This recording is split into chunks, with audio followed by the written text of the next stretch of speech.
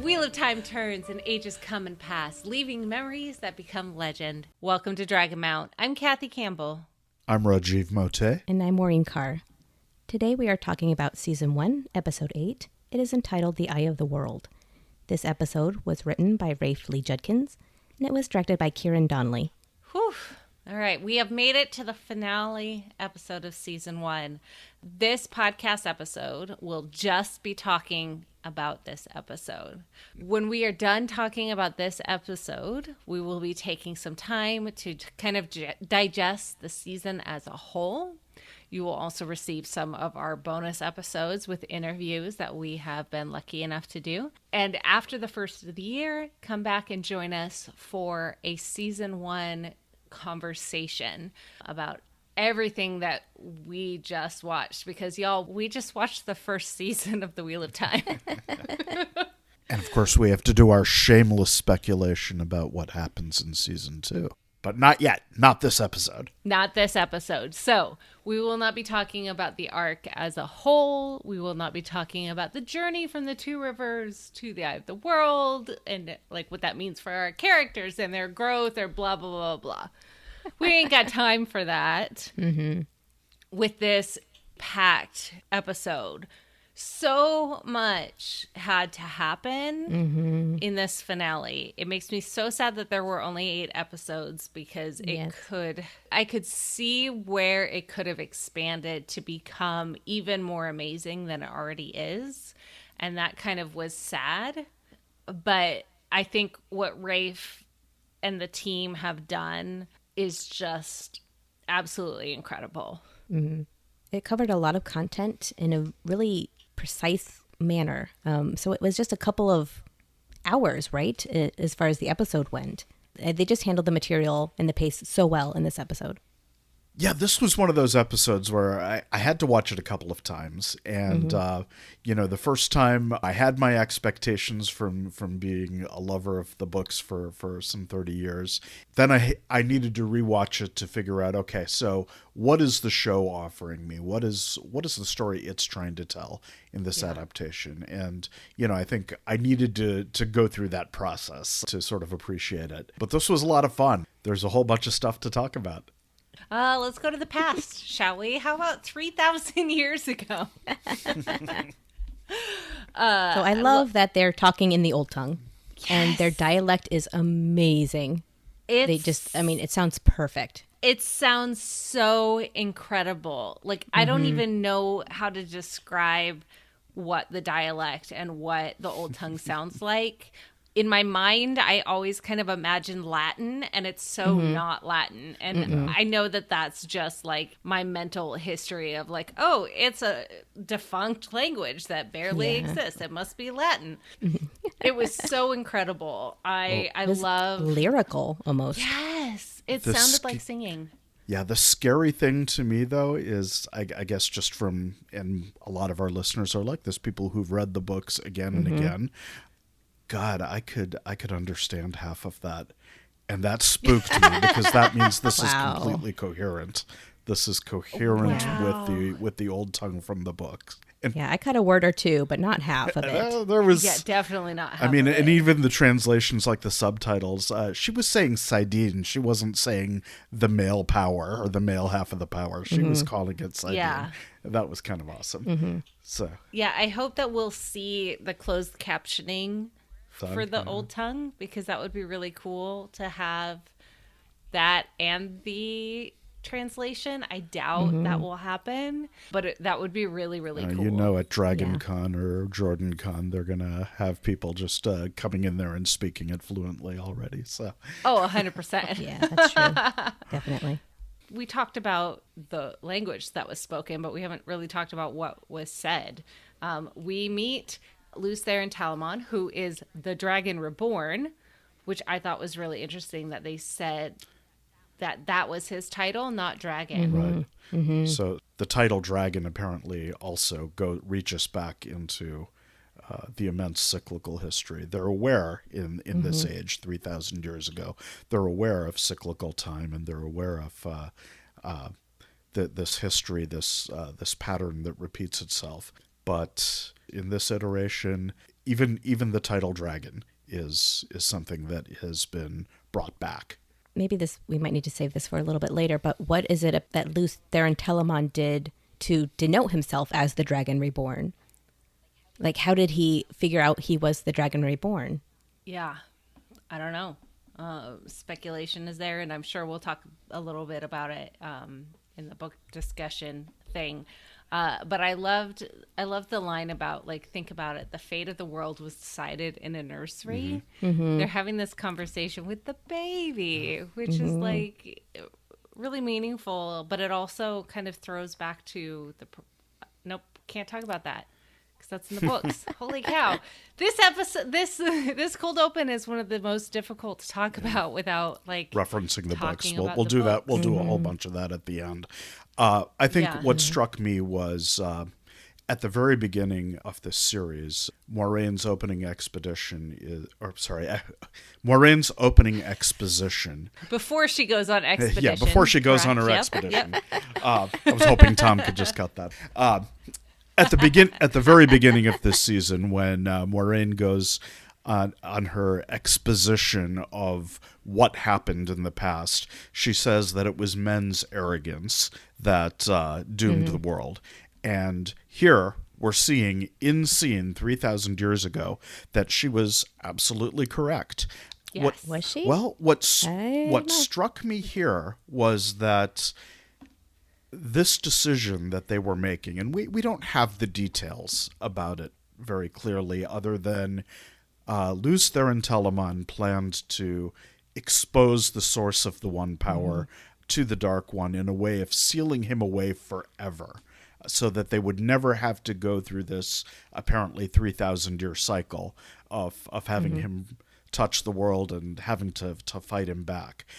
What was interesting was, we see these two characters, Luce Theron Telamon and Lettre Posée de Cum.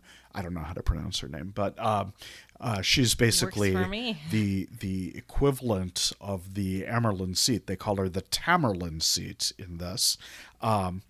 And she is she's opposing what Luce Theron Telamon is saying. They're friends, but she's saying, you're going to do something bad, and it's going to throw us back 1,000 years.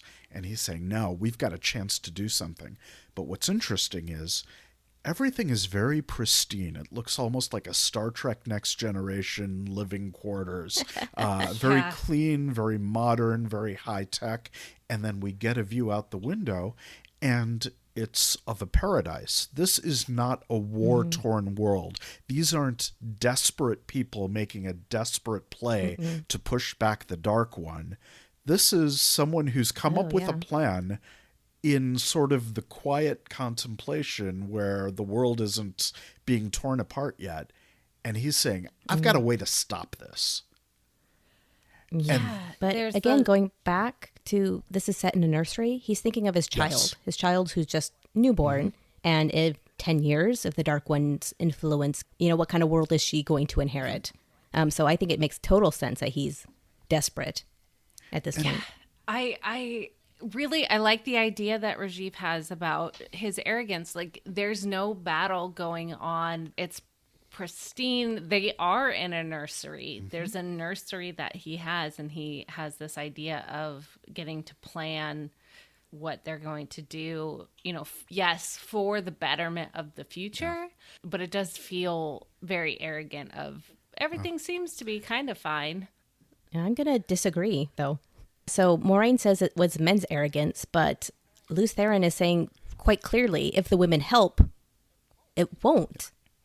Yeah, but see, he still goes on with whatever he's going to do, even without the support of the female Aes Sedai. And Maureen says doubt is the path to the Dark One. And right now you have the women doubting, and this is what led to the destruction. Well, here's the other little element that I think we have to think of. In the Dark Friend perspective, so Dana back in episode 3, she gave us a little exposition about Ishamael, the hero of the Dark, who brought the last dragon before the Dark One. And the whole point of embracing the Dark One here is to free yourself from the cycle of recurrence. And what Lews Therin is saying here, it sounds like he does not want to go through the same 3,000-year cycle. He wants to put an end to that. He wants to change the pattern. And to me, that's like some steps towards saying, I don't trust the wheel. I want to solve the problem permanently. Well, I mean, at the end of the third act, we see, or I guess the middle, I don't even know. What is time? When Rand arrives at the bottom and sees, the ghost of Lews Therin and talks about, this battle that happened, we know he went to fight and went in front of the Dark One. And then we see the world and what it looked like 3,000 years ago as we zoom out the window above the cradle. And it looks very different than everything that we've seen now. So, and she said it will set them back 1,000 years, but obviously that was not true. Because it's been 3,000 years and they're not anywhere close to that level of technology. Remotely close. They lost so much information and technology and not just lives. And we do know that there were all sorts of things like the Trolloc Wars that killed Menetherin, or Menetherin, I guess we're pronouncing it. So, there were other cataclysms. So it could have been pushing history back even further. So one thing I want to talk about before we move on is that Lews Therin and also Latra, they have this ring on their left hand that the Dark One also has later on. It's like a small silver ring that goes over their left hand and covers 4 of their fingers. I thought those were just his brass knuckles, but yeah. Yeah. Yeah, so it's really interesting that they had them back in the Age of Legends, or 3,000 years ago. I don't think we've officially called it the Age of Legends, have we? No. No, I don't think that term is used. We're not spoiling anything. Yeah, no, it's not a spoiler. That's just what they called that period of time. I didn't even notice the rings on them. Good catch. I noticed Yeah, it's like a bracelet almost, but it only goes around their palm. Weird. Yeah, we'll just call them brass knuckles. Some kind of technology there. Yeah. Or jewelry, but the way, like I was wondering if it's the mark of the Aes Sedai in that age. Oh, that could be. Possibly. The way that our friend in the dark beard is using it, he seems to kind of clench that whenever he's about to channel. So that's what made it seem like it's technology there, and we learn about Sangreal later on. So maybe everyone has one. Yeah. Why wouldn't you if you could make those things? Maybe. Yeah, I don't know. I can't wait to watch the X-ray footage that will show, and hopefully we'll have some more information on that. So Maureen, our costumer, what else did you notice about the costumes? Because they were very color coded. Right. Yeah. So the men were in black. Well, Lews Therin was in black, and then Latra was in white. And then, as I said, the Dark One at the end is a combination of both of them. So he's wearing like Latra's suit, but Lews Therin's coat. That is fascinating. Which is really, really interesting. Yeah. I thought he just had his shirt untucked, but those were layers. Those That's were what panels. I thought too. Until just no, it's exactly the same as Latra's. How it had like the uneven hem in the front, just with the black pants. Yeah, I think he was in black pants. Yeah, I don't think he was in the white pants like she was. Definitely I thought it was an untucked shirt as well. I was like, whoa, that's so sloppy. It's all about hemlines here. If you're gonna wear a jacket. You need to have, a right hemline on the jacket with the shirt, like clearly. Yeah. Oh, all right. So are we ready to travel out of the Age of Legends? Let's head to Faldara.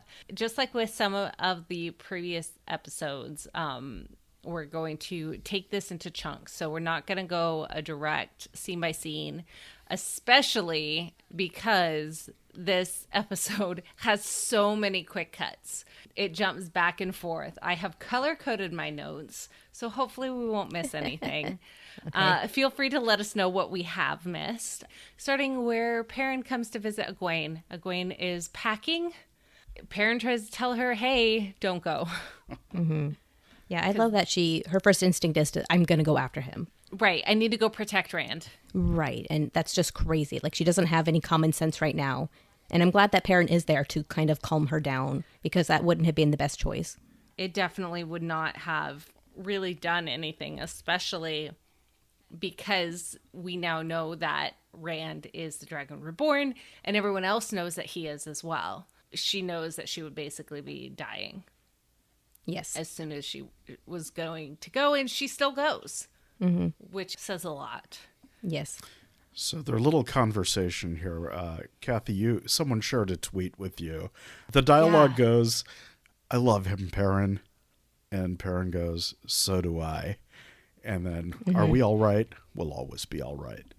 Are we feeding the gay/fiction theories?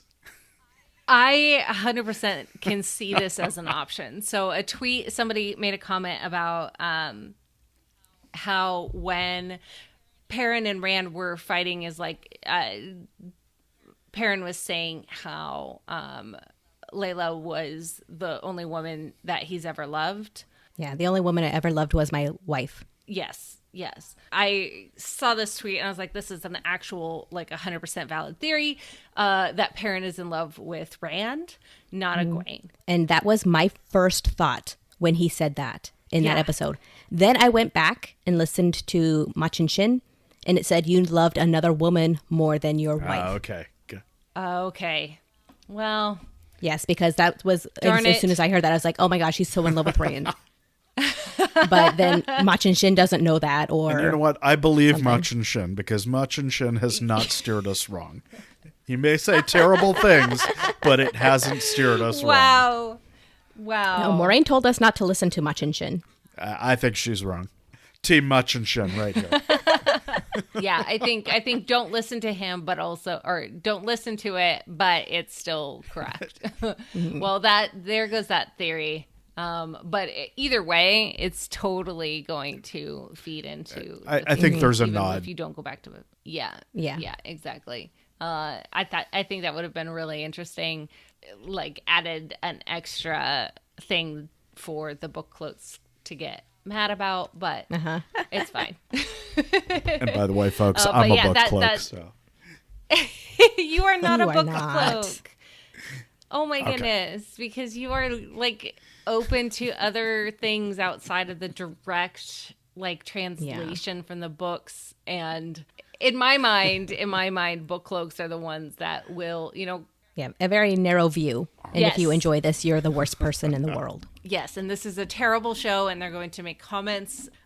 Don't put Tom Bombadil in it, and it's just, the terriblest thing ever. So let's go away from the hate and get back to the love. Now we've got Lan and Nynaeve, and we have we do have an iconic book speech here. Yes, Maureen, very similar. Talk about it, since you love Lan so much. This is my area of expertise. Go for it. Yeah.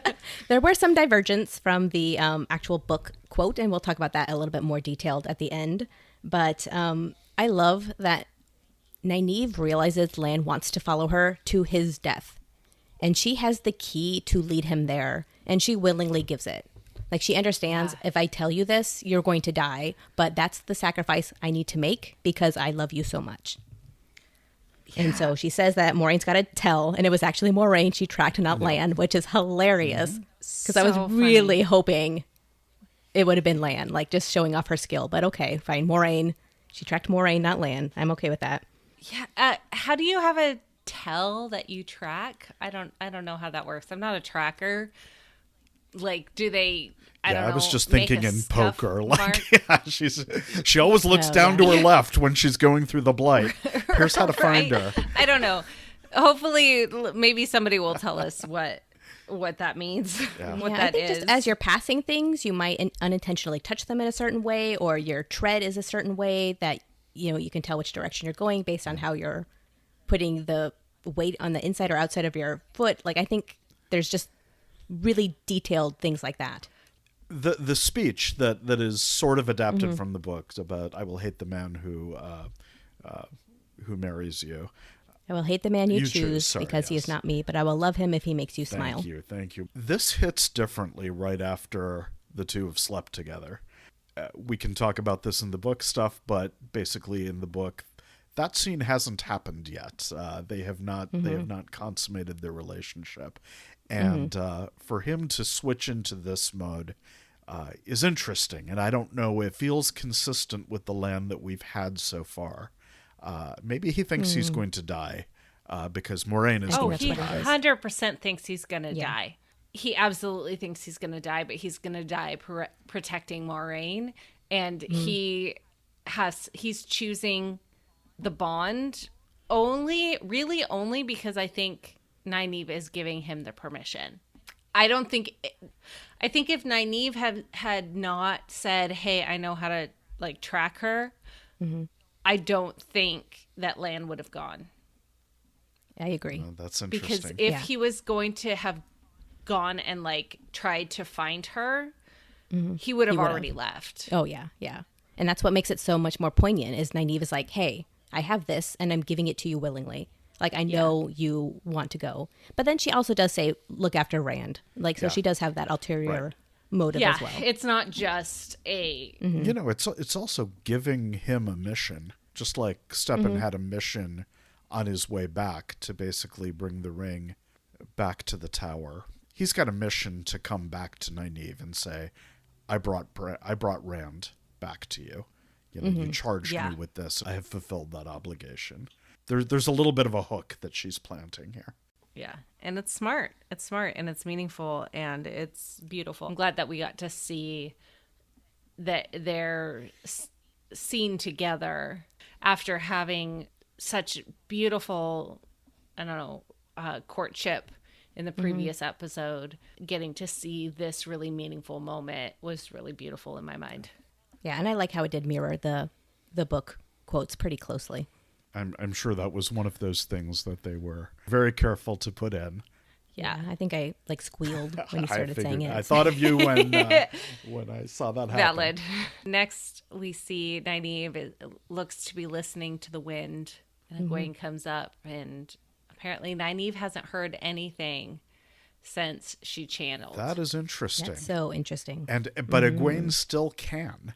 Yes. She hears the same wrongness she heard at Beltane. That was a whisper. Yeah. This was a scream.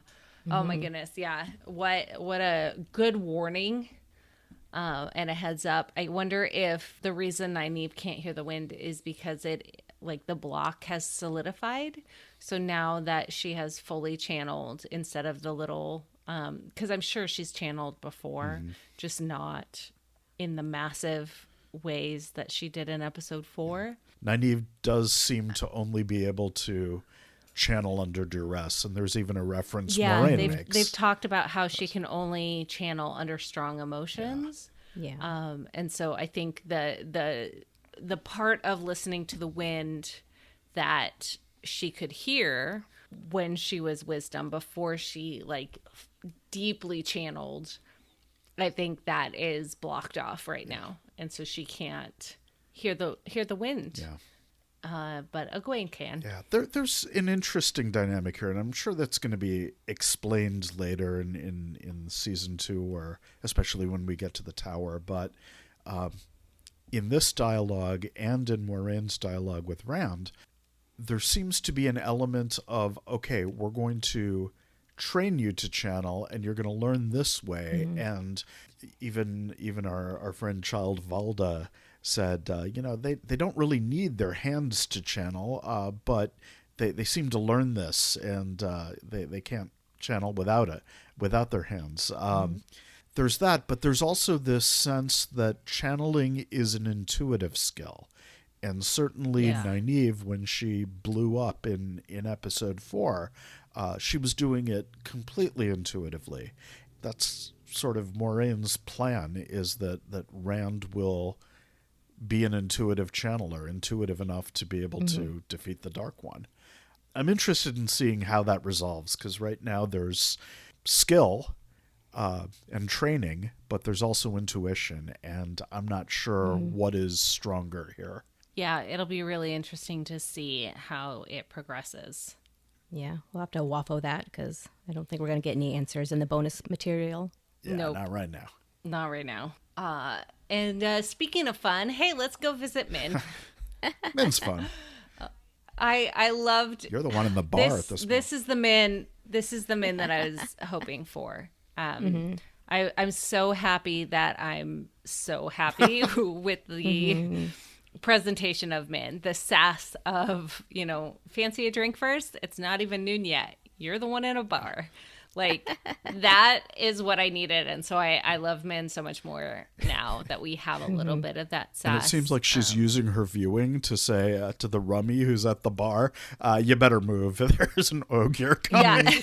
Yeah. Yeah, I love it. I'm so happy to see it, basically. And we get a little bit of more, like, exposition from Min. All of the visions that they see, good or bad, they all happen. And we switch and see a viewing of Nynaeve burn herself out, and then suddenly all of the warriors are like dying, and then the horn blows. So clearly the storm is coming. What's interesting though is Min is not telling anything. She is not making any revelations. Moraine twisted her arm and got some things.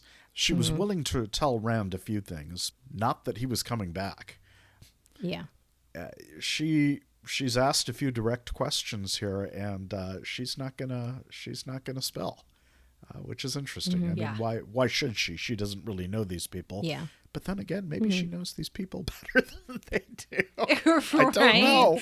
Good point. There's a lot that she knows that she's not telling. That's 100% okay, because now the world is going to end. So she's going to GTFO. Yeah. Foreigners are being shipped out of Faldara, but the expectation is that everyone who is of the city is going to stay and defend the city. Including children. Yeah.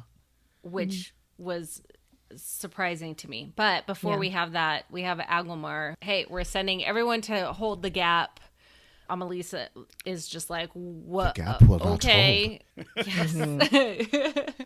Before they go, Agelmar sends Uno, my heart, my favorite, and whoever the other guy was, Uno the lesser. Yokata. No. Yes, thank you. Yakota. Sorry. Yakota. Yes. But he said, already my personal blank to move to the fortress. You know what you need to do? Yeah, his personal guard, I think, is what he was talking about. But I thought it was really interesting. Like, obviously, if you're listening to this, you've watched the episode. So you know that he's sending the Uno and what's his name to go get the horn. You know what you need to do. Like, how is that? I don't know. I was expecting like a code word or like a fancy hand signal that says, "Hey, it's time for the horn." Like, no. Well, maybe once Agelmar goes, like once he said that, I'm taking my guard and I'm moving to the fortress, and if it falls, like you need to get the horn out. There's of here. another revelation here that the drawbridge was cut. There are dark friends inside our walls, so something is happening here. Now, one thing he does not do yet. But he does later is say, this is the last battle. Now, that to me would be the not so code word to send the guys to get the chest. But if they know that the drawbridge is cut, that the gap will not hold, maybe it's time to get that chest out of reach. Yeah. Okay, that makes a lot more sense. I can see that a little bit more, especially with knowing that there's dark friends. So who knows who the dark friends are. Either way, very meaningful. Oh, look, we're all gonna die. Cool. Let's have a meaningful moment with the siblings as Amelisa gets Agelmar in his armor. But not the ancestral armor. He refuses to wear it. That has apparently been around for thousands of years or something. I don't know. Yeah, a long time. Generations.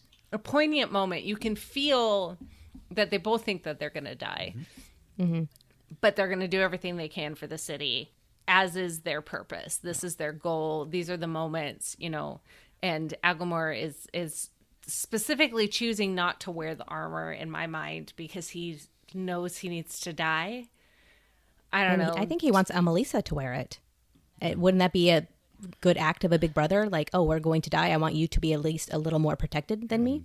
And Maybe. that is what she does. So possibly. I mean, yeah, she wears it, but I don't know.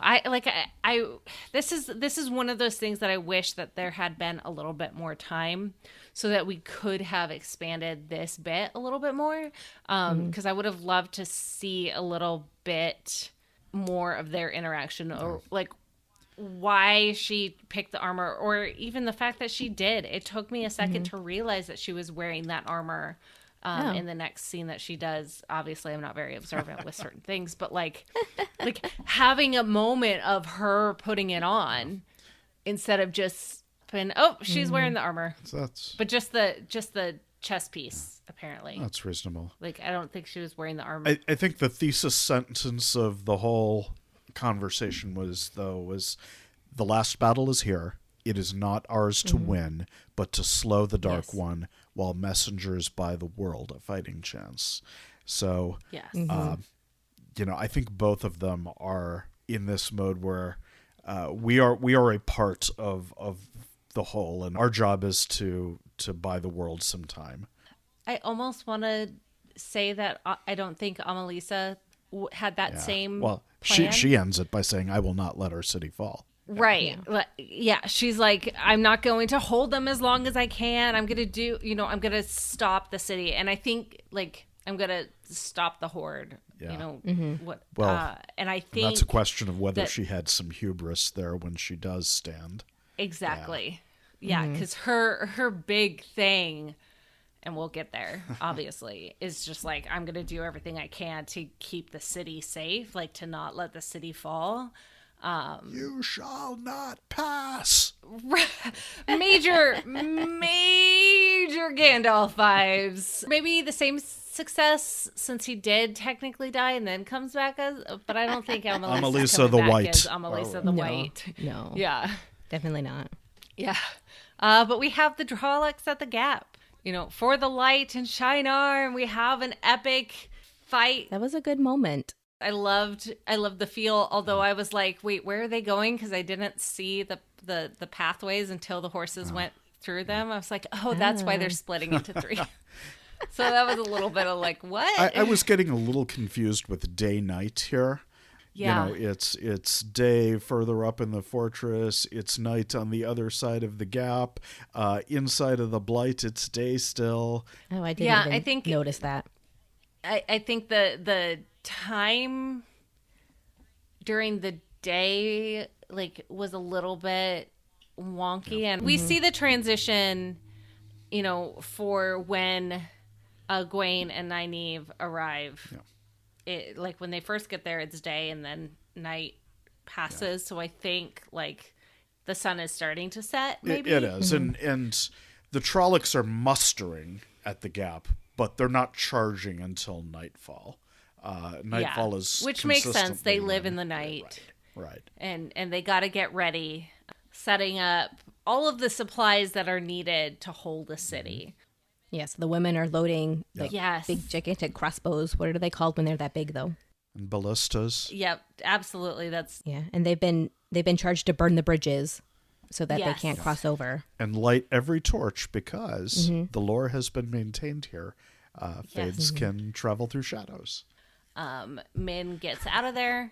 Amelisa basically is like, hey, anyone, if you can channel just a trickle, bring them to me. We got anyone 5 that can people. channel. Either way, we have a Melkier, and that moment of Nynaeve recognition was meaningful, especially in the future that's going to happen. And they show up and they're ready to go. And Amelisa's like, oh, Moiraine's too. I shouldn't be surprised. And Nynaeve is just like, nope, we're no one's but our own. And just is still feisty. Yeah, feisty till the end. They're waiting out in the field, and Loyal and Perrin are hanging out. And Perrin is so sad. we're just sitting here and waiting. And Loyal's like, well, I'm standing.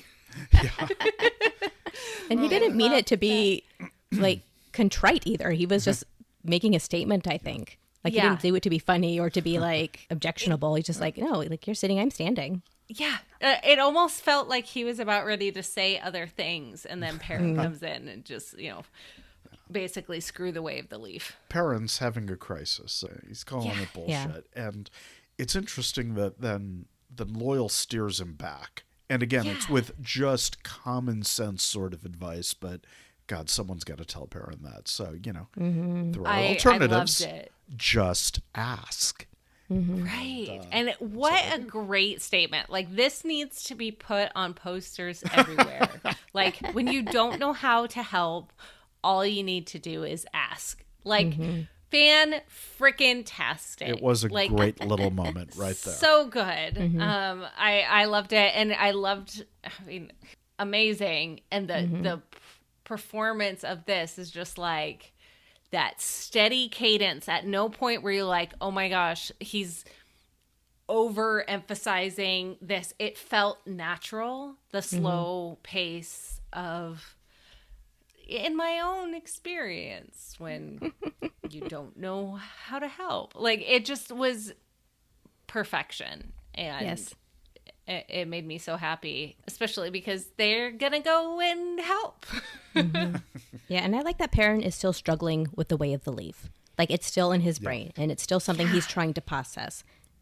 Yeah, it's really a beautiful journey for him. Like, he has not forgiven himself after the moment with the White Cloaks. He hasn't, like, fully released the guilt by telling Egwene. He's still wrestling with all of this, the big fight with him and Rand. Like, this whole journey, and I know we said we weren't going to talk about the journey, but deal with it. I'm in charge. It's going to make the ending bit so much more meaningful because he's helping in ways that aren't causing violence. They're going to the throne room. Here's, glory to the builders and a gigantic blacksmith that are going to help break the blocks below the throne to pull out the Horn of Bloody Valier. Which, okay, I breathed a sigh of relief when we got the Horn of Valier in this episode. I wasn't sure it was going to make an appearance. So, yeah. Well, and technically it didn't. Just the you're box, right. Because it's in the box. Yeah. Just the box did, but it's cool. One thing about this resurrection of the Way of the Leaf, it kind of helps explain something I had a problem with back in episode 5, which is when Perrin breaks free of his bonds.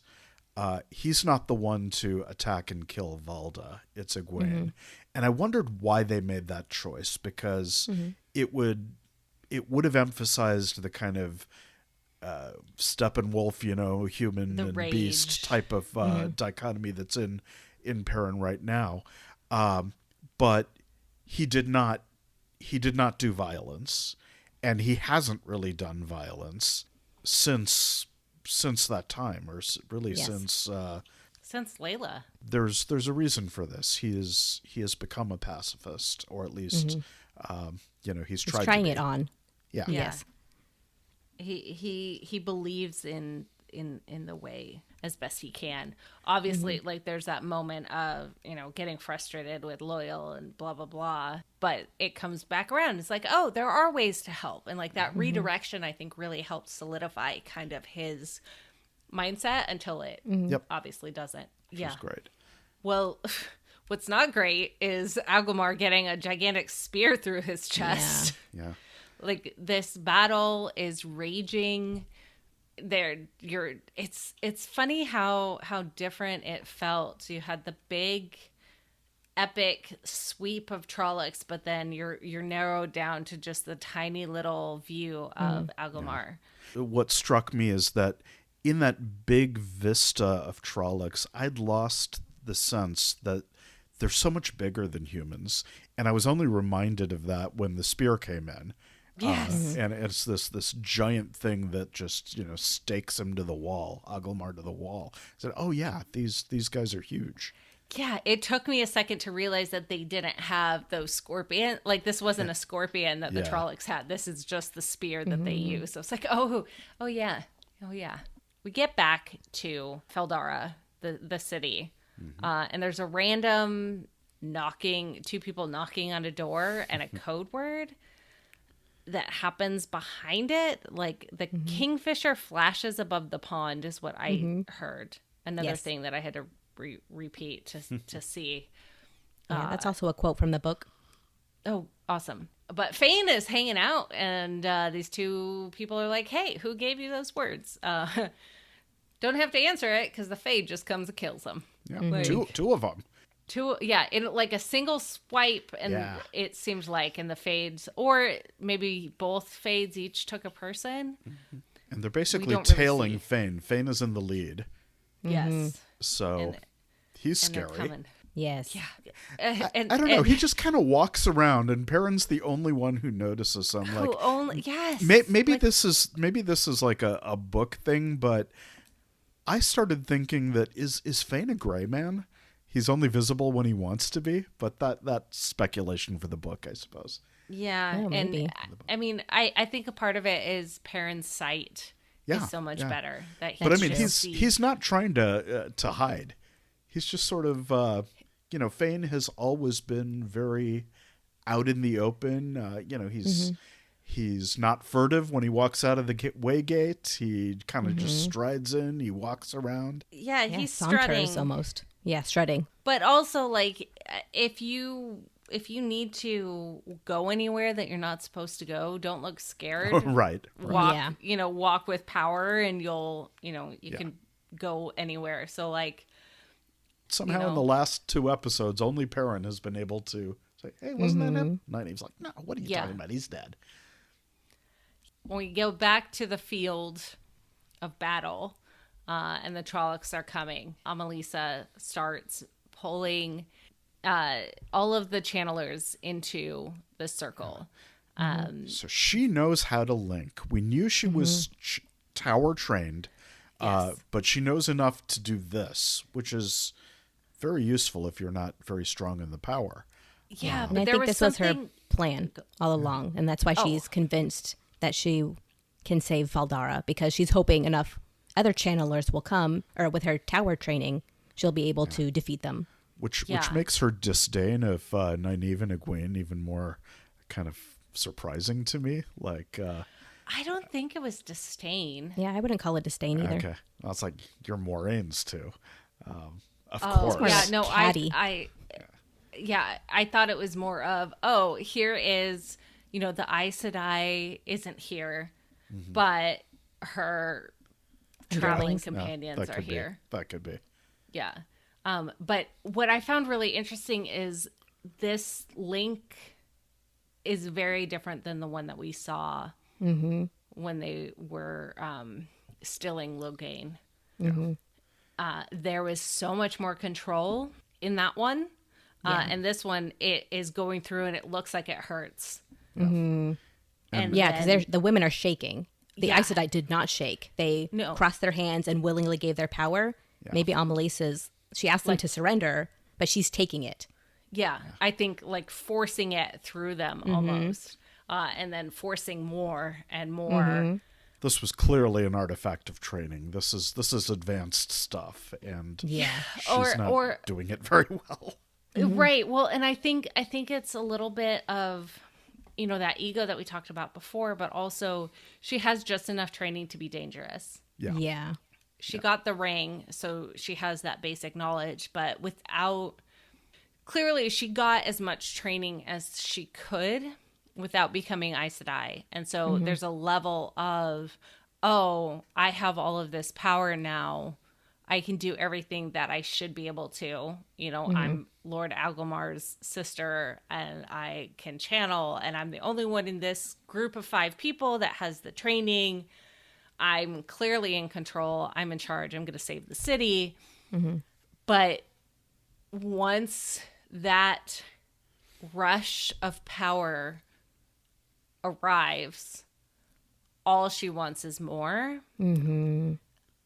And that's clearly emphasized by the fact, this whole wave of lightning and other bolts come down and are killing the Trollocs that got away. But all she wants to do is get more. Mm-hmm. Even when they're dead, right?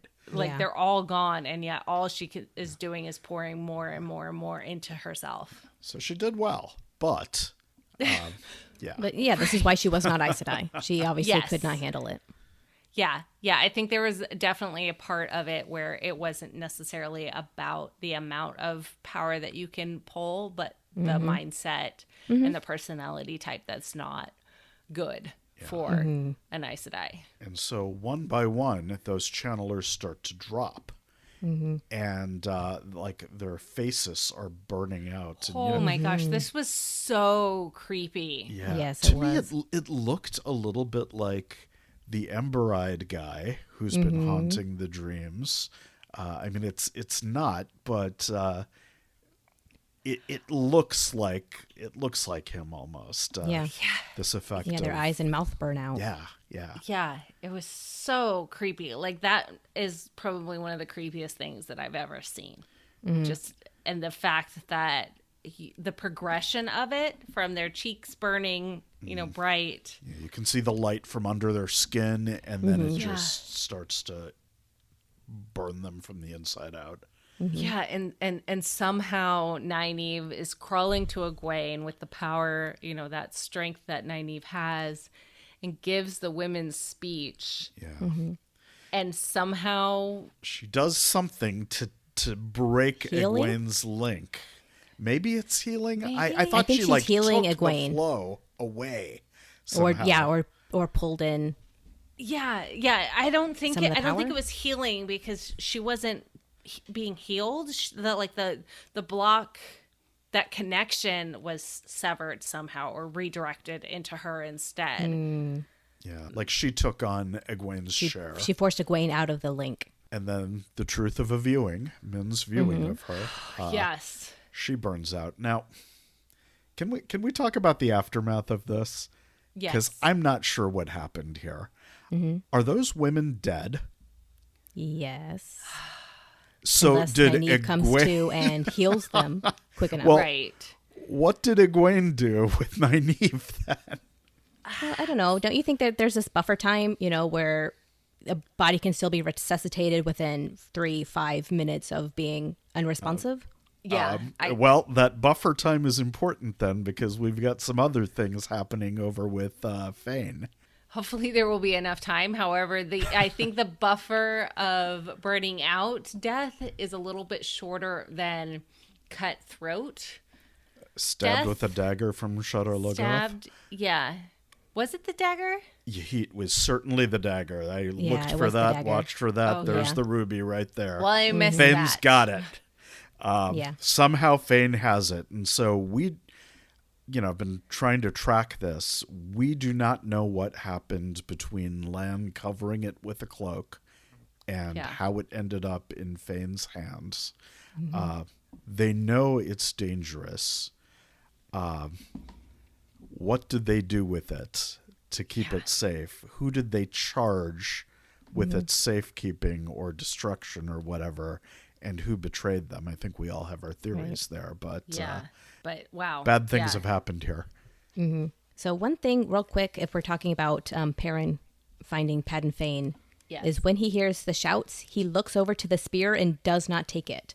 The very first time. He runs Yep. out of the Right. room without it. But Yep. then Yes. later, when he comes back, he does grab it. When he's being and there was taunted, he said, and then Yeah. then Fane gives his whole speech, which I didn't like that speech. Really? Yeah, I loved it in a Yeah, way. I liked it too. No, that's going to be book discussion part. But I loved the exposition in this in a way to also taunt Perrin.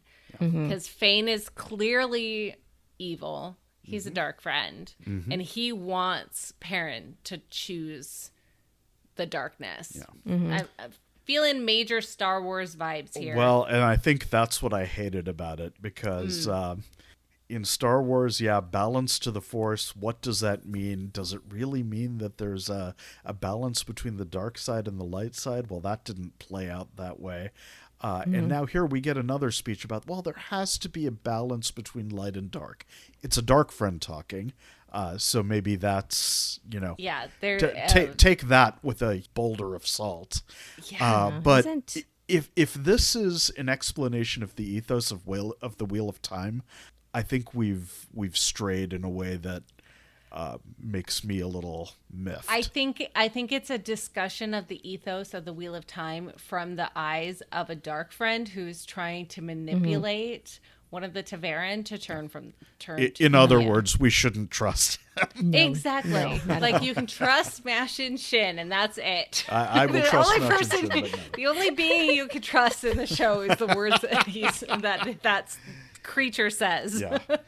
I think just the natural course of life is makes it the dark. I mean, how do you say that? So there's naturally balance, and people just doing their lives is balanced. And so Fane saying that we need to add more dark to counter the light is just ridiculous. That makes no sense. Yeah, and I mean, what does it mean to balance with the dark? There needs to be an equivalent amount of evil in the world for there to be good. Exactly. No, that's bull. Because yeah, and I think that's what he believes. That's what he thinks, and that's how and he's Dana gonna too. get. I think. Yeah. So this is where we get a little more exposition, and where we get, Matt was in the previews for this episode, and it turns out to be back footage from him in Shadar Logoth. I guess it's meant to imply that he is in Shadar Logoth right now. No, possibly the White Tower. It was in Tarvalon. Yeah, really? It looked all shadowy and sculptures. Well, it and all was of nighttime. That. Okay, but the White Tower you see the white Tower. You saw the tower in the background. I thought that was Yeah. just another domed thing. But all right, so Matt's in Tarvalon, fair enough. But he's definitely looking like the guy who was possessed by the dagger. And the implication is that some of you guys have already turned to the dark. Some of you will. By grabbing that weapon, you're turning to the dark, maybe. And that was an interesting choice of wording. So anyone who picks up a weapon is already part of the dark. Well, then, that's definitely balanced, because other than the way of the leaf, everybody picks up a weapon when they need to. Well, right, and that's there are a lot of problems with how he's presenting the world, and I don't think we should trust him, but it doesn't feel coherent to me. Yeah, it's a little bit muddy in a way that feels rushed. It feels like, okay, we got to make these explanations out here. I think it's it'll end up working, but ultimately, if you take the exposition from the viewpoint of the person that is saying it, just like with Dana, just like the Eye of the World and the dream that Swan had, and all of these pieces, the narrator that's saying it is going to have different goals. It's not exposition in a book that has the author saying, here's the story of the dark. And that is sort of a tough interplay here, because when you are trying to give information about the world in a show, you have to give it through the mouth of a character. Exactly. And there are only a few people who have sort of the requisite knowledge and experience to give things. So we don't know what they're saying, and I hope what Fane is saying is just complete bullcrap. And it's a dark one saying dark stuff. The things that a character says are not always what you hear, right? That's the phrase. Whether they're Aes Sedai or not, you don't really know. But either way, Fane struts off. He struts off with the horn, and boy, Perrin doesn't. It would have been suicide for Perrin to go and try to fight him and the two Fades. Yeah. But it also feels like Fane's words paralyzed him, and 100%. Now he's going to feel a lot of guilt around, well, what could I have done? violence was the only answer here. Yeah. But I did nothing. Oh my God, what is my philosophy of life? So, Yeah. I thought like that whole bit for Perrin, his journey in this episode it basically is going to have major repercussions in season 2. And the guilt that he's going to continue to feel, I think. But I think it'll also depend on who survives. Yeah. And speaking of who survives, Loyal is dead. Uno is dead. The other not Uno is dead. They have been cut. They have been So Fane stabbed. and the Myrddraal or in the Fades left them alive? I don't know, but definitely. Yeah. Because they don't want to kill unnecessarily, right? I think that wasn't their main goal. Yeah, they wanted the horn. They got the horn. They got out. Yep. Yes. It would be nice for those characters we love. It would feel very strange for them not to murder whoever they could. I think that they fought and stabbed, cut, whatever, but they're not going to wait around and be like, hey, that cartoon of the Roman warriors at the top of the hill. Hey, insert something some story part here. And then, well, actually all of the bodies come and then they go and they stab them. They're not going to worry about that. They're getting them out of the way so that Fane, that they can take they weren't in a hurry. Go. They were willing to do the talking villain exposition. I think we're going to need a plot point here. And the weirdest twist would be as if Egwene can raise the dead. If that's what she did for Nynaeve. No, it'll be Nynaeve. Yeah, Nynaeve's going to come and heal him. I'm not even sure Agelmar's dead. Yeah, honestly, we'll see. Oh, well, then nobody's dead. There's plenty of people that I'm are convinced dead. Amelisa is. Yeah. So Egwene didn't try to do what she did with Nynaeve? She doesn't have that emotional connection to Amelisa. Oh, now it's emotion. It was instinctual channeling. There's no way she could duplicate that. I don't know. We'll see. That's the whole journey of Faldara and the battle events there. Shall we do the last battle? The main event? The first of the last battle? The journey through the Blight, a.k.a. the, foresty jungle gem of infection. Yeah. Have you ever seen mangrove trees? They have roots just like that, but then there are trees on top of them. This looked like a mangrove forest without any actual tree trunks. What I was wondering is, how the heck do they move Trolloc armies through this? Yeah, I don't know. There's gotta be. Weird. Is it a creature of the Dark One? Maybe they can part it, and so the Trolloc can walk through. Or there's a special path that the Trollocs can go down, but you're not going to walk down it because Trollocs where the Trollocs will are. see you. Yeah. Yeah, I think that would be fair not enough. smart. Whatever. This was a visual. We're going to go with that. Yeah. We're going to say there's a magical road that's the Trolloc main street that they get there, and that's how they were able to get to the city so quickly. Yeah. What I did like is that now that we had more of a view of it, it is rotting and diseased. It's more what I expected from the books, and it's scary that way. What I did miss is no monsters in there, no giant worms either. I guess it's too close to Dune. Partially. I think it's creepy enough. It's enough of a barrier. You get to see the 7 towers of Melkier. Although, boy, I remember when they camped out near the towers, and yes, this is book, but I'm going to do it too.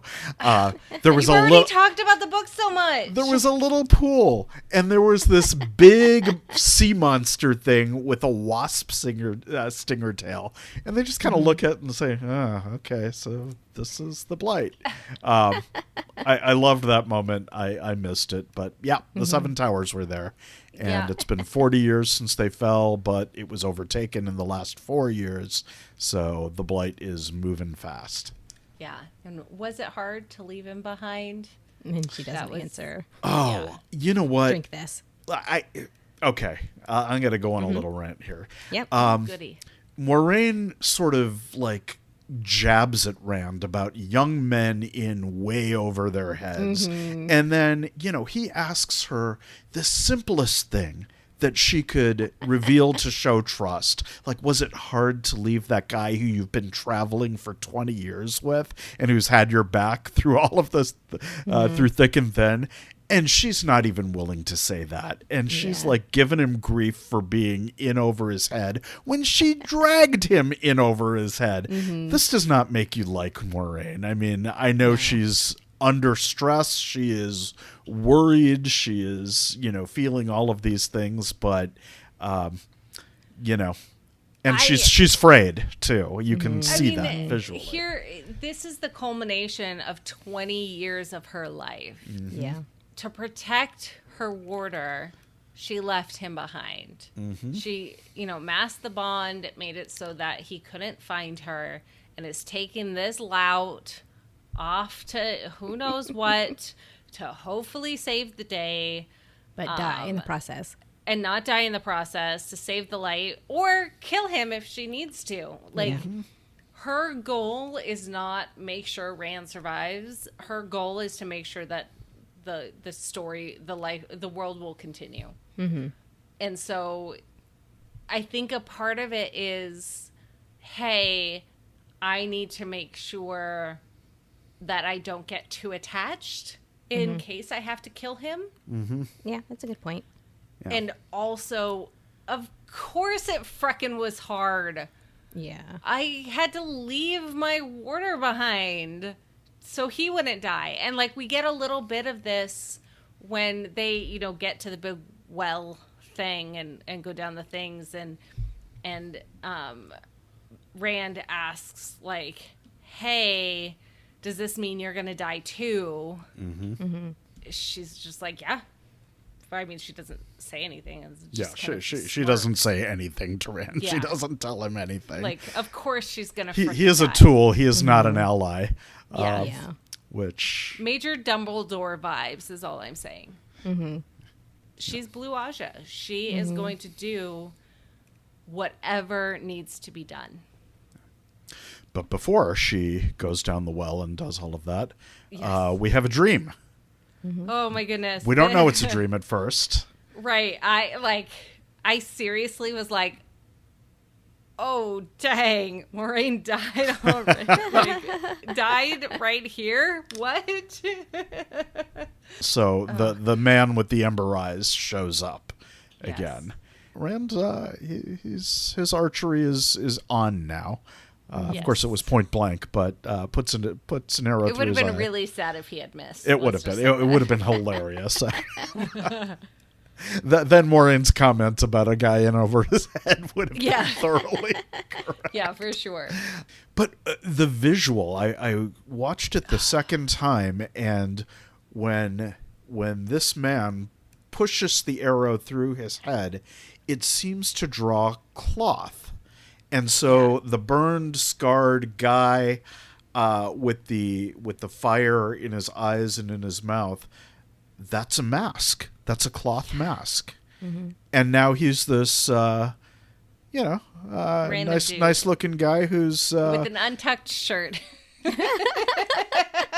who is not Billy Zane, but they've got the same vibe, the black beard and the black hair, and he remembers when Luz Theron brought 99 companions to face him, not just one Aes Sedai. He knows about heron-marked swords, and he knows that Tam is not Rand's real father, and he's got a pair of brass knuckles. Yeah. A pair, or is it just one? Yeah. And it's the same one that Luz Theron and the Tamerlane had.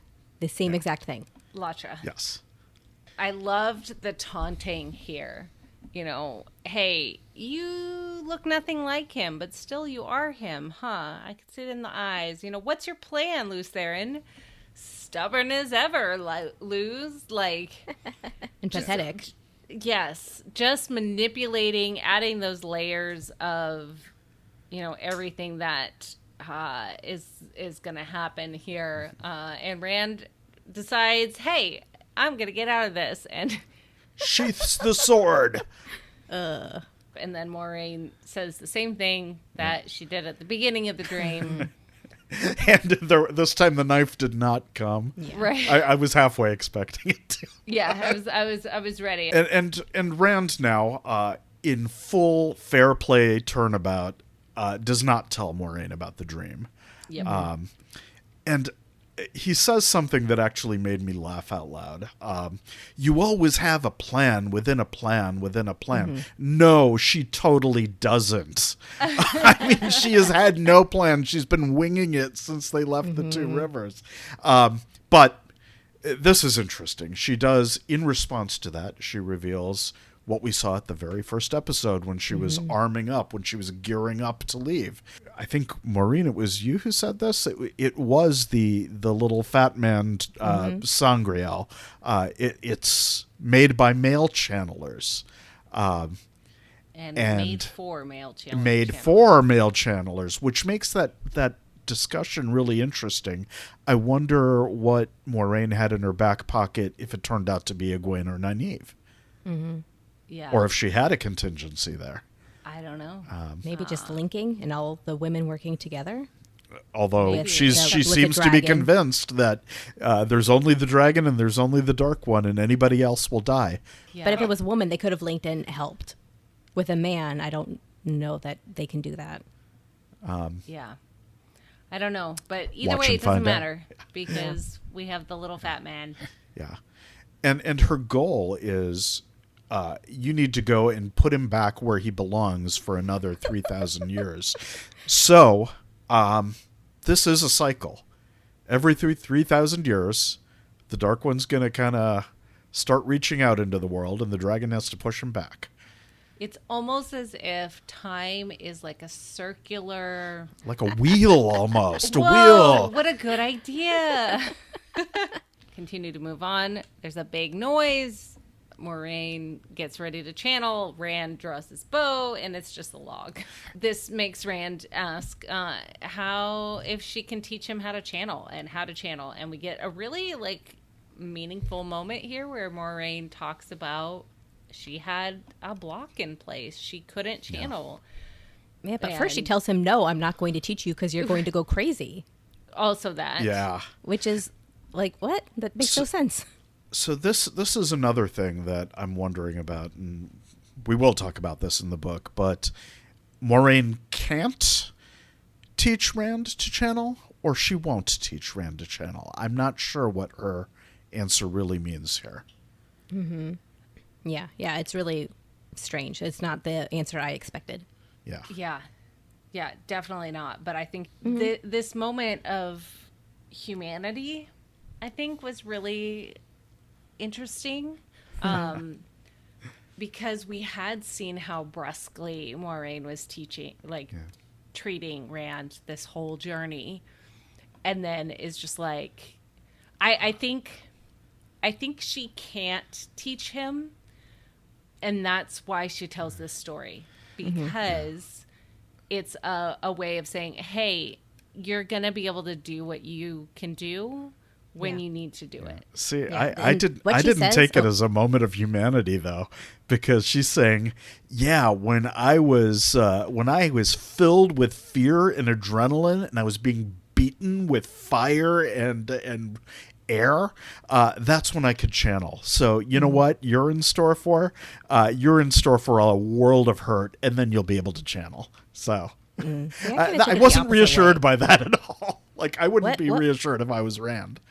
What Maureen says is when your life is on the line, it will come to you. Yeah. And I've been maintaining this from the beginning when we saw that yellow sister tied up. Like, when your life's on the line, you're going to be able to channel whether you have your hands or not. And also, again, Maureen just has this wonderful trust in the pattern, like that everything they do is for a reason. Every step I take is the right step because it has to be. And so she just has that faith in the pattern, and I guess just doesn't do a good job of explaining that to Rand, to letting him know he also needs to have that faith. Yeah, I think because she's also probably been on this journey of people not being ready to like trust in the pattern until they can. She doesn't have time to teach him. He is a tool at this point. She just needs to move him where he needs to be. Yeah, and I that's why I think it's really, it says a lot about her telling this story of, hey, not just, look, idiot, you channeled when you needed to in the past, you're going to be fine, but a way of, let me show my personal connection with this. Let me show you, like, here's a story from my history of what I had to go through to be able to channel, and that's in a controlled scenario with professional trainers beating me up. Hey, we can do this. Like, you're gonna be able to do what you need to do. You can use the sangreal to channel to make you stronger. You got this. Yeah, type of a thing. Yeah, it was like a little pep talk. Yeah. Without being the bleakest pep talk. Yeah, I mean, she's not going to be a woo, everyth's going to be fine type of a thing. That's not her style. Because, well, she can't be either, because that would be a lie. She may have to, cut his throat. Yep. You never know. Never know. Yeah. So they made it to this really cool, it looks like one of those wells in... A giant cistern, Yes, with the layers and layers and layers of like staircases on the sides. I thought that was really beautiful. And they reached the bottom. It's like, oh, what is this place? Rand recognizes this. He recognized it at the top, but really is like, I fought somebody here. The symbol. Yeah, and that's what he says. When they fought, he was sent for something with that symbol. Yes. And that was the only piece that he could hold on to, because everything else, he says, when he reaches for it, it slips out of his fingers. Yeah. But he says, we are sent for the symbol. Yeah. And he called it the Eye. He did call it the Eye. The flame fang sort of yin yang image is referred to as the Eye in the show. Yep. Oh, so he called that the Eye. I thought he meant the little well as the eye, but you're saying the symbol is the eye. I took it to mean the symbol, because he was looking the symbol and he was clearing it out, the eye. But maybe. It's ambiguous. I don't know. Yeah, I think I see this location is the eye of the world. Is my, I don't know. We'll find out more. Yeah, right now it doesn't matter. Yep, it doesn't matter, because Rand doesn't hang out there for very long. Well, he does, but not really, because he gets transported into this magical dream space. And that happens right when he touches the symbol. And Egwene is playing with their baby Joya. So is and this Min's viewing? They're up in the old farmhouse. Yeah, it could be. That baby could be Min's viewing. Yeah, like it's a... I didn't go back and double check, but I'm not sure if it's the same this baby was older. I did check. Yeah, and, it was much older. Yeah. Much older. But, no, because everything that Min sees happens, so it couldn't be this dream baby that's not exactly the same. Yeah, because I had that same wonder. But this baby's much older. Okay. That one was pretty much a newborn. This one is, I don't know, 6-8 months. Yeah. Something like that. Full head of curly hair. Yes, and big smiles and happy to see Daddy. Big smiles, and Rand is supposed to finish the paper lantern for Beltane for Joya, because Matt sure won't finish it. Yeah, he said he was going to. We're all happy back in the Two Rivers, and he questions her. He doesn't trust this. Remember, he stabbed himself in the last dream to get out of it. It would have been bad if he did the same again. But this time he said, okay, so when were we last? Oh yeah, it's just this is the Eye of the World that's in the past, is what Egwene says. And we learn that it's not real. I mean, obviously, but you see Maureen is trying to wake up Rand, and this man is just laughing and shields Maureen. And this moment of, must be an awful feeling to know the one power is there, just at the end of your fingertips and not be able to touch it. Yep. Yeah, and it's so bizarre, just the juxtaposition of Moraine being shielded and Logain being shielded. Like, when Logain was shielded, he was still, like, poised and royalty almost. And Moraine just, like, freaks out. And so I'm wondering, is it the same kind of shielding, or is it something different? I think she senses the immensity of it, because this is a different power being used on her. You know, in structure, it seemed to be the same. You saw the bars of a cage. Right, yeah. It went over her and sunk in on her like they did for Logain. But it looked like it was her weaves. Like, he took her weaves and put them back on her. Oh, I thought they were just his. It would make much more sense if they were her weaves, because we did not see any of the corruption associated with mail channeling on those weaves that he used. Well, if we're still under the assumption this is the Dark One, what powers does the Dark One have that we don't know about? Something's off, right? Good point. Yeah. Something is off, but everyone's calling him the Dark One. Yeah. Yeah. So he shields her in a way that she knows she cannot break through.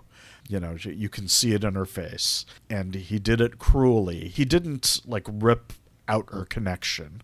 That's not what it looked like in it. You know, he's talking about her still being able to sense it but not touch it.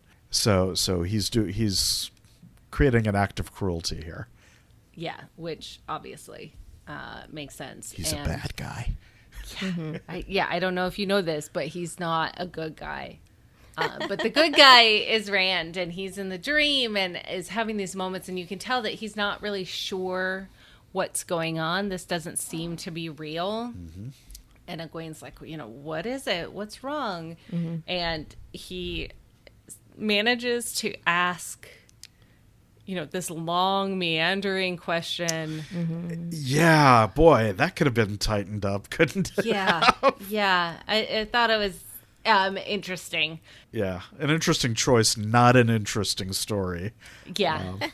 Oh, I liked it. Yeah, it was fine. But, like, it was sweet.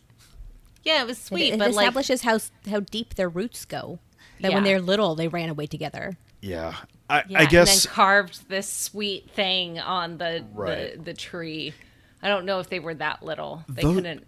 Yeah, those details weren't specific enough or unique enough to give me, you know, they could have sort of sketched that out a little, and I would have been fine with it. But whatever, it is what it is. Yeah. Either way, he it's smart of him to try and use this as a way to determine if Egwene is real, even though it's because the time freezes. This man comes and say, "Look, you see, it is her." Yeah. Or a version of her. And yes, I'm inclined to believe him. He's shown him something coherent from his life, and he can say, "You can make this real." It struck me almost like we can take versions of reality and we can make them your reality. You have the power to do that. You just need to weave it and want it. Yeah, so just that temptation, like, you can do it if you want to. Mm-hmm. Yeah, it's the same like dreams power that he used earlier, like being able to, you know, hey, Moraine is going to stand up and say this thing about the power of dreams, and then I'm going to stab her, and, you know, look, let me tell you all about your dad and how much I know about this. So he's just kind of showing tempting Rand in a way that really is powerful, and amazingly, like, heck yeah, let's do it. Like, you can read, like, he says, you know, you don't even know what you can do. Yeah. Like, and you it's basically 100% true. Moraine says, you'll be able to do what you need to do when you need to do it. I can't thankfully teach you. Thankfully he has somebody to teach him. Basically, hey, here's how you pull the power, and then you're going to make your baby real. And here, when he does pull the power, we do see the corruption. Yes. A little bit. At first, it's not, though. Not for a long time, And it's not around, like, you see both weaves, which I think was really interesting, but you see, like, back in the real world, the man is talking to Maureen about how I don't even know what you don't know what he's doing. Yeah, is he going to channel for the light or the dark? Yeah, is he going to break my chains, or is he going to, seal me in? Yeah, and Maureen's like, it doesn't matter, and pulls the dagger and is like, I've got a knife! Bring it! I got it. If he doesn't choose the light, I'll choose for him. Right. But even so, she still hesitates. Yeah. Like, when she senses he's going to do something, like, she presses harder, but she still does not do it.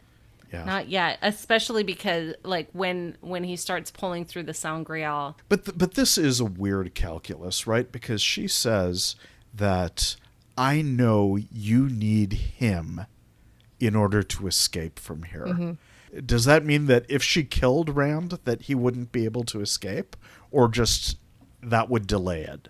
It would delay it. And then what happens about the wheel? What happens about the pattern that she's putting all of her faith in?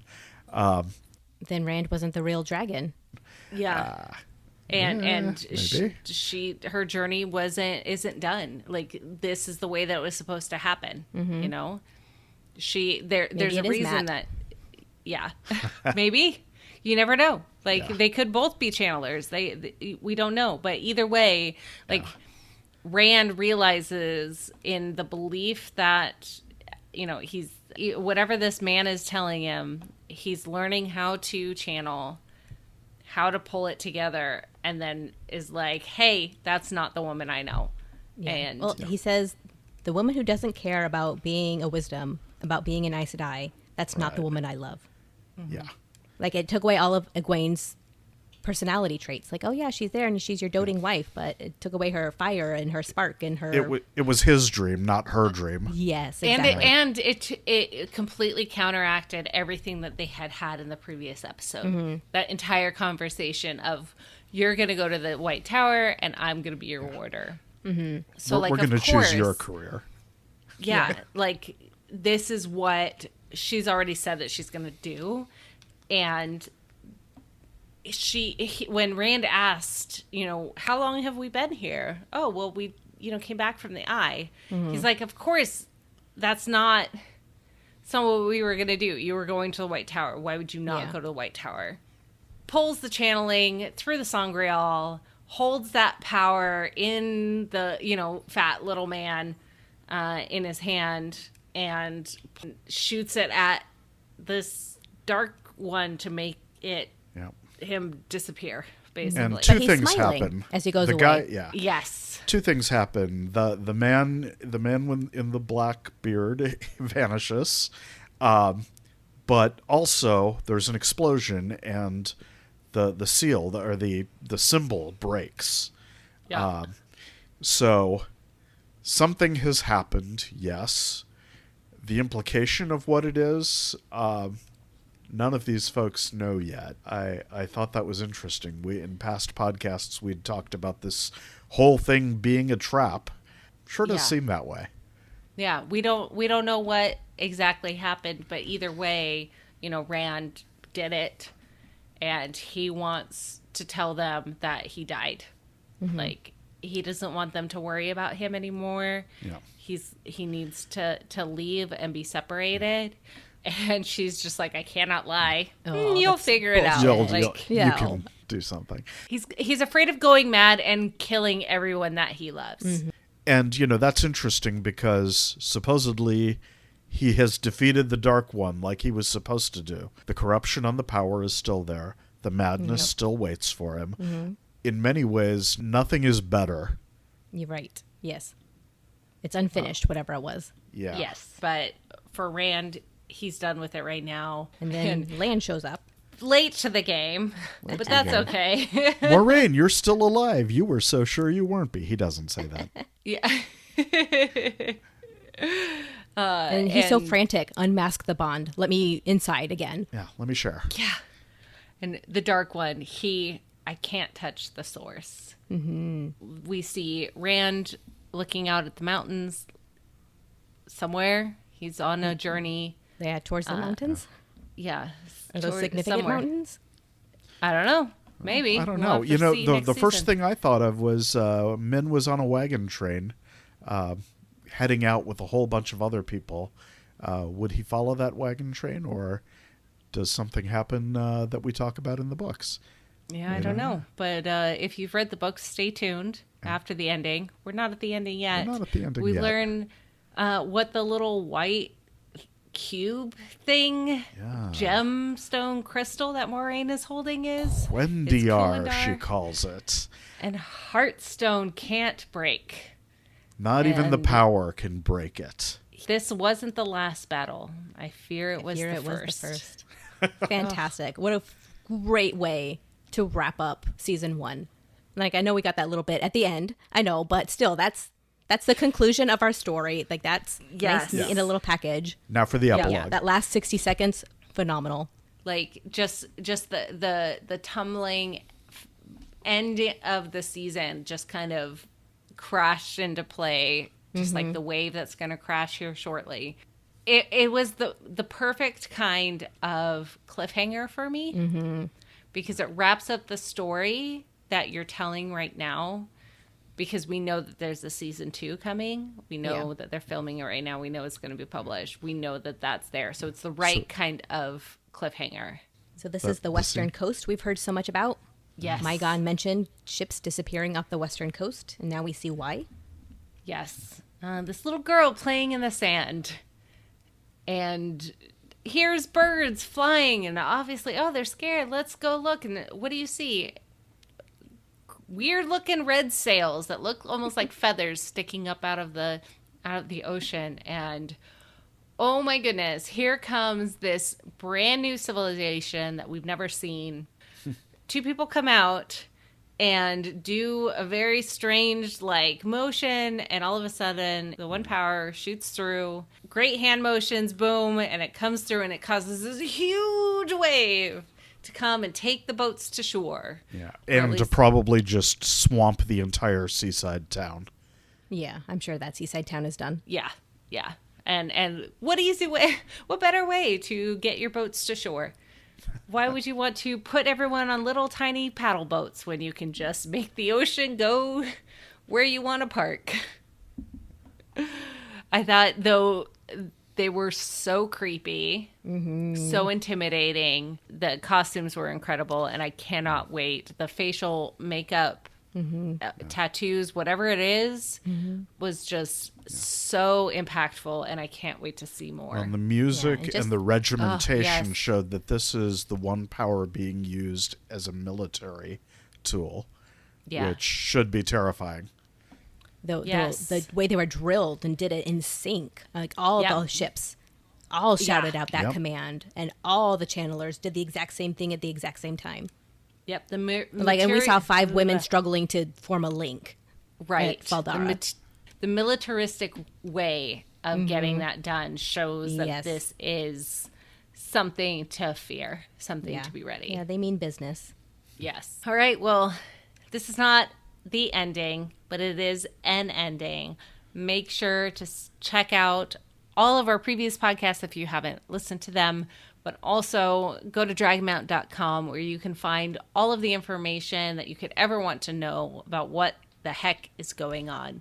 There are blog posts all the way down. You can find episode recaps and deep dives into each of these episodes. You can also follow the links to all of the social media accounts that we have: Twitter, Instagram, TikTok, and most importantly, YouTube. We will have a video there where Thom talks about his 5 hot takes, and also hang out with us on Saturday. Yes, that's Christmas Day, on Instagram Live or any of the ways that you view the live videos. Hang out with Thom and Maureen and probably Kitty, maybe someone else. Who knows? It'll be a surprise. Join us on Saturday and listen to us live. Have a conversation with us. You can also go to patreon.com/Dragonmount if you want to support the work and fun that we are doing. And I think that's it for now. Shall we open up the books, y'all? Let's do Yes, it. please. Oof, where to begin? Let's Start with the Age of begin Legends. 3,000 years ago. Yeah. Let's go to the past. I mean, I was I was dead certain that the cold open would be the prologue, Dragonmount. I love that it wasn't. Really? me too. Oh, not Absolutely. me. Not me. I mean, we saw that with, Winter's Dragon. We don't need to see it again. It was perfect. Yeah, it showed leading up to the madness. Because all we've heard about Lews Therin so far is that he broke the world. But here we see him competent and calm and calculating and a father. I mean, it just gives the humanity to it. Like, oh, he's not a crazy lunatic. Yep. And it adds a layer of, oh, hey, here's what the Age of Legends means. Here's the Tamriel. Here is all of this information, and that humanity side of things. But also, it's new. It's fresh. It's things that we don't expect. So I'm 100% glad I don't need to see him killing everybody. I'm sure we probably we'll see that will. in season 2. Yeah, they'll show it. Ilyana! See, I think this was like the most boring thing you could have shown in the Age of Legends. There wasn't a strike again on Sheol. There wasn't any kind of, hyper competent channelers at the heights of their abilities doing things. It could have been that, as a way of contrasting. But I think more fundamentally, this show or this episode was about a confrontation with this man in black. And what the book prologue gave us was the first such iteration, or a previous iteration of that confrontation. Yeah, but I think having the prologue and that it's Ishmael. Yes, call me Ishmael. It's always how my brain reads it, so I'm a little broken there. That's fine. But the fact that you have Ishi in the prologue and that it's not the Dark One, and then showing it in the end, and it is, it's Ishi again. Surprise! It's not the Dark One. Like that, I think made it so much stronger because this first season, you think, okay, well, we beat the Dark One. Obviously, we didn't because stuff is still happening. Yeah. But for non-book readers, there's a feeling of success that you don't necessarily feel if you had seen exactly who these people were. Yeah, I'd be interested in hearing what non-book readers thought of that, because I feel like it would be just such an anticlimax. Okay, the burst of the power was less than what Nynaeve showed in healing everybody in episode 4.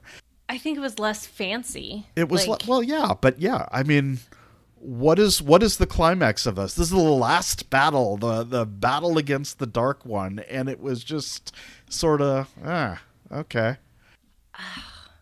I think you're so wrong. Yeah. Like, I thought it was really poignant.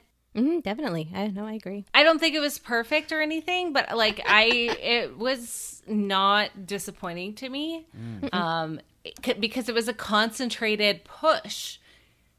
Rand needed to push all of that power into one point, whereas the chaos of what Nynaeve did, spread everywhere and randomly healed everybody. And whereas Rand had a specific purpose that he was doing with the power, so it wouldn't spread out in a big field or what Amalisa did.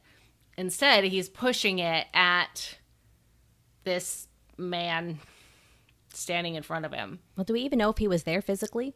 No. Did he touch anything? We have no idea. Yeah. Yeah, but going back to he didn't touch anything. Lews Therin, how did we get away from Lews Therin? I don't know how that happened. Just whether the prologue should have been something that involves a confrontation with the Man in Black, or should it be something else? But it had so much emphasis on the conclusion of the whole story. If you think of A Memory of Light, what was the most important thing that happened? Moraine's whole reason for coming back from the Aelfin and the Ylfin was she had to bring Rand and Egwene together. It took the men and the women. And they laid that all out. If the men and the women work together, we won't fail. Well, women think the men are stupid, so we're not going to help. And so right there, that's our conclusion. That's the end of the story already in the first season. And I would have loved that as a cold open for A Memory of Light. But like you have to set up those layers yeah. in ways that you can't necessarily like drop the tidbits throughout the entire, book series that it happens. But also you can't have an epic disaster of a battle at the prologue of episode 8 of the finale of the season and expect to then, oh, by the way, we're going on a journey. We're camping again. Like the high point of that in a single episode would be too much of a drop to then. Yeah, I thought this was great. Yes, that's a good point, Beautiful Kathy. way. It hit the history of all of the other cold opens. I mean, the power scene in with Shail Tigraine fighting, that's one thing, but it still wasn't an epic battle. It was, I mean, it was pretty epic, but it was, one person fighting. Whereas, like, the prologue is such, like, you see and feel the disaster of this one person who brought down the entire world. Yeah. Basically. Yeah, everything else would have been pale in comparison to that. Yeah. And, like, how do you do that and not show the creation of Dragonmount? So I'm sure that we will have that story in the future. But having it here, this isn't the right spot for it. So I'm happy with it. Rajiv, you're wrong. It's fine. Yeah. We still love you. And your points are valid. So 2 other things about the opening I've got. So first of all, Luther and Telemon's coat looks like how I envisioned the Ashaman coat. So I wonder if Rand's memories are going to bring that in. But then also when he's talking to his baby, he calls her Chalinda, which isn't that what one of the pseudonyms Suan gives Min when they're going through Gareth Bryn's? Maybe. Doesn't she say, it's means sweet close. child? It's close. It's not that, though. Okay. And it was troublesome child. Was it? Okay. So it wasn't sweet child. Because, this translated as sweetheart. Yeah. I mean, I think the 2 words are like child. The key. Yeah. Okay. So I think they're related, which is a great observation. The Blight in the books is obviously so much more epic and, like, sprawling. They managed to make it to Melkier in like a day, I think, maybe half a day. Yeah, half a day, because the Eye of the World was a day's journey. Yeah, and obviously it was multiple days in the book. But I think this works in a way that works to condense it. The infection, although how you're supposed to like crawl through and get touched by the dangly bits and not touch anything, I don't know. It was a little iffy to me. But whatever. It was fine. It was fine. Yeah. There's a lot of things where my reaction was it was fine. My favorite parts of the Blight were just my favorite part of the parts of the book, the first book, was all of the sense of wonder. And you need some time to linger on things, and you need some time to see things, and we sort of rushed through all that, necessarily so. I'm fine with it. Like, it's not, I don't need to wonder about the Dark One touching the world here. I'm fine.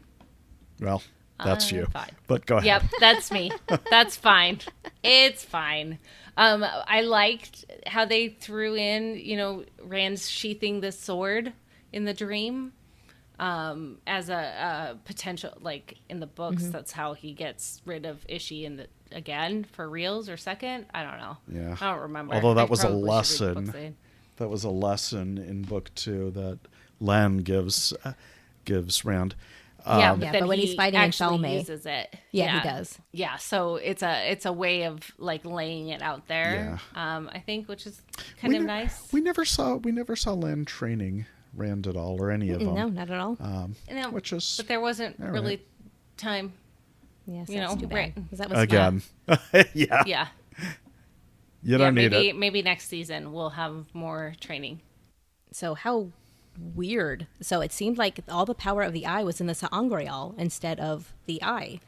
Yeah, so I think, okay, here's my thought. So in the books, the eye is this like well of, pure one power that they, whatever. I think the seals in the Dark One prison are breaking. Ooh, the journey of like finding the seals and collecting them and whatnot. I think they're going to be legitimate actual locations. Yeah. Locations, And the Eye of the World is one of them. So our magnificent editor, Thom, drew a little diagram, or he found a little diagram, which basically created a magic circle of seals, of which the Eye of the World was but one. And, those then create a geographical nexus where the Dark One is really hidden. So, yeah, this is, I think you're absolutely right.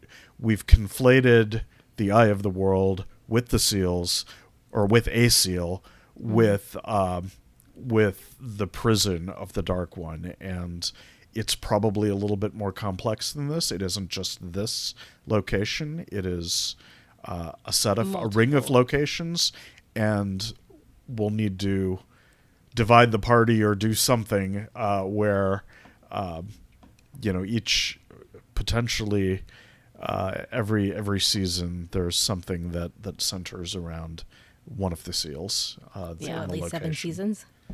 It may not be one per season, right? I mean, we know that Rafe was hoping for 8 seasons, which would make one seal per season plus the end to do the final thing. So I could totally see that being real. Let's hope it happens. Let's hope. So Rand remembers fighting Ishamael there. So my first thought was that it was Paradisen. Right. That's what I thought too. But I don't think that's the same as the Eye of the World. For anyone, in our audience who has no idea what that is, not myself, because I clearly remember everything from the books. What is Paradisen? So it's just a throwaway line that Ishamael says in the prologue, that you humbled me in the Hall of Servants and you defeated me at the Gates of Paradisen. Gotcha. Cool. And of course, these are all mythical allegories. You defeated me at the Gates of Paradise. This is a war between angels, sort of thing. But yeah, more to the point. These were locations of battles during the War of the Power, when the Dark One was trying to touch the world, and the Forsaken were all active. I think that's what surprised me the most about the prologue. Then also is, or the cold open, is that we do have a time of peace. This isn't a time of desperation. The strike at Sheol Gul and this conversation with Lettre Posée de Cum happens at a point where they are debating 2 different paths, creating 2 giant sangreal to defeat the Dark One, or trying to seal him up with something man-made. And they're both desperate ploys, and there's a chance that both won't work. But there was none of that in this particular scenario. It was a man's arrogance of trying to get away from having to face the Dark One, a part of history at all. And the women did not take part in that, and that's why we have this time of madness and corrupted Saidin and all of that stuff. Well, I don't know that, because in this telling, did they drill into the boar? Like, that was the whole reason the Dark One was even able to influence the world. And so it's not that he wants to just go and cut the Dark One off completely. It's just that they drilled a hole into his prison, and now they have to do something man-made to patch it. So I don't know if it's necessarily, Lews Therin's being arrogant and we want to get rid of the Dark One completely at this time. Yeah. Well, there's no indication yet that there was a boar or a time where people didn't know the Dark One. Obviously they're speaking very cavalierly about Lews Therin Telamon having to go and face the Dark One. Like, this is the thing we do every 3,000 years. So I'm not sure how they're changing the mythology there. Yeah, I think whatever changes get made will have a purpose that we don't see right now, including, not having 13 Forsaken, just not out there. I really expected to see some Forsaken escape. Yeah. We did. We saw Ishii escape. Yeah, we did. No, I mean, like, who is Steve? coming out. Right? It's clearly not the dark one, is she? Right. So What? now I'm So- desperate to know who Steve is. Right, and I thought he was credited as being in season 1. Oh, I thought Steve was not the Man in officially. Black. Steve was, it was No. a rumor. That was a different actor. Oh. Yeah. Yeah. So who was it that was supposed to be Steve? Oh, then I don't care. I mean, obviously someone who just completely escaped my notice. I mean, yeah, because it was a rumor of, this actor being like is playing Steve, and we don't know. Like I don't know. We'll see. We'll see what he exists. Maybe it was something cut. Speaking of cut, there was no coming out of the pool with all of the Aja Right. colors. Yeah, that was So weird. we didn't. Why would they get put to it in their see- promotional stuff if they were going to cut it? I mean, it's Yeah. a great visual, but yeah, it Yeah. had no place. In And the and that series. was the whole reason for thinking of getting to see the accepted right. thing. So maybe it's for the future season. I don't know. We'll have Maybe. to find out. That's possible. Yeah. Yeah. Let's talk about Loyal and Uno and what Egwene can or cannot do. No, there's no way it's going to be Egwene. Yeah, You it's don't not think Egwene. So So Egwene did not heal death. Nynaeve wasn't dead. Okay. I mean, that fits the lore, and I'm happy with Yeah. that. But I stand then- strong on that, and also, Nynaeve's gonna come and be able to save the day because Uno can't be dead. so No, Nynaeve he's will in heal season death. 2. No, they're not dead. Oh, right, because they just got stabbed a little bit, just so. Yeah, that- it's that buffer zone where the Oh, soul is that's still just- in the body or whatever. I don't know. But Yeah. you Not can dead resuscitate yet. a person up to 30 minutes after they're dead. Fades sparing a life. Moraine was healed and she was hit by Yes. that same Thakandar dagger. Yeah, and deeply stabbed. So Yeah, and she was sick for days and days and days and days, and Nynaeve was And still able to heal it. Oh no, The no. Fades weren't. Karene. They were not deeply there to kill Trollocs. Yes, Trollocs would absolutely make sure everyone's dead and eat their faces, but not the Fades. They're gonna follow Fane's instructions more. If you just told me that Fades leave people alive because they don't care to finish the job, that would not ring right. They delight in killing, not in Yes, just they have wounding. the horn. That's what they came for. They're getting the heck They're out not of there. mission driven, and they had plenty of time. They sauntered out. Oh my goodness. Whatever. They're not dead. I will accept what you're saying. I'll think it's kind of stupid, but whatever. Yeah, that's fine. You have a valid point, even if you're wrong. You keep saying I'm wrong, but I'm I- right. I- The you show know is what? wrong. You keep saying that I was wrong last episode, so turnabout's fair play. Even though I was not wrong, No, and but you are, were, remember, so it's because fine. you missed that very next line. That doesn't. Oh my gosh, that doesn't even matter. It's fine. We're clearly gonna have a fight now. So love get it. ready It's to sheath fantastic. that sword. Oh darn! I wanted to talk about the Soul Dam Oh yeah. and the Damani. I don't like that the Soul Dam don't have the lightning bolts because I have a fantastic Soul Dam cosplay that has lightning bolts, and now I need to make new costumes, and it doesn't make me happy. you were gonna But have why to do make the new Damani have costumes things in anyways. their mouths?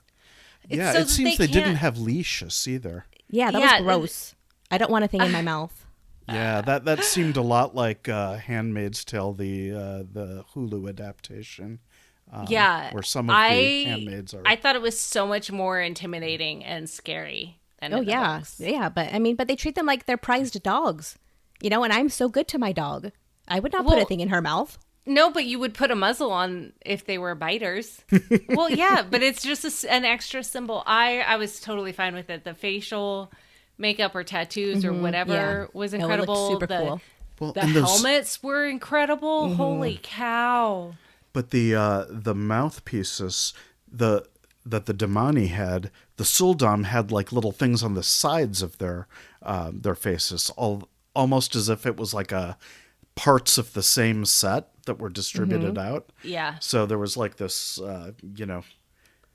two parts of the same unit type of implication to Yep. that. Yep, and with the bracers and the collar look to it, I thought it was all. It's people are going to be absolutely furious. Oh yeah. But I thought it was incredible, and I can't wait. No, to it was see super more of neat. them. Yeah, super neat. I just like the idea of the collar. Yeah, And then that stricts Maggedian, like, because I have Maggedian with a collar on and a bracelet on, and I was like, okay, well, that 30 seconds let me know the Maggedian storyline is not there. no. Oh wait, the collar No. wasn't there? I thought the leash wasn't there, but the collar was there. Yeah. Oh, So they just did have a basic- collar still. Yeah. Yeah, they still had I a saw collar. that. Yeah. Yeah. I was they just just so- made it look like a necklace. In fact, I was so it stuck it on that helps, thing in their mouth. Yeah, it helps the Yeah. Maggedian storyline in that they don't have to invent a new type of Adam 'Cause that it's doesn't already have a not connective connected. leash. Yep, it's already Okay. it's already there. Okay, I'll go back and watch again. Yeah. Yeah. I can't wait. I want more. Give me more. But no, we have to wait. Who knows how Like a long? whole year. Oh, At least, if not more. Thank you so much for joining us. My name is Kathy, I'm Rajiv. and I'm Maureen. and we hope you all have an absolutely amazing day.